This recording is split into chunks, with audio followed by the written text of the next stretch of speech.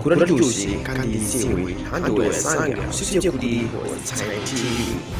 Subscribe is the only key. Y'ubuzima yatangaje ko abantu banduye coronavirus mu Rwanda bamaze kugera ku 8 nyuma yo ko harundi umwe wagaragaweho iki cyorezo ku munsi w'ejo kuwa kabiri.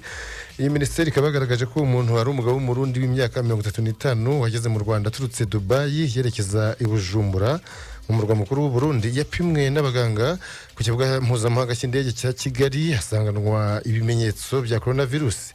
Kuri ubu abarwayi bose bari kuvurirwa habugenewe, hanashakishwa abantu bose bahuye nabo kugira ngo nabo basuzumwe ndetse bitabweho n'inzego z'ubuzima.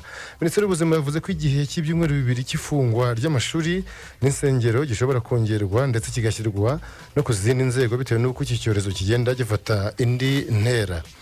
Minisiteri y'ubuzima kandi kabasabye Abanyarwanda gukomeza gukurikiza amabwiriza atangwa n'ubuyobozi bw'urwego rw'ubuzima, cyane cyane gukaraba intoki igihe cyose, kutajya ahantu hateraniye abantu benshi no kwirinda ingendo zitari ngombwa. Minisiteri y'ubuzima ikaba none yongeye kwibutsa ko udupfukamunwa tudatuma umuntu atandura coronavirus, tukabara ari utwo gukoreshwa gusa n'abari kwita ku barwayi. Ibimenyetso by'ingenzi bya coronavirus ni inkorora, guhumeka bigoranye n'umuriro.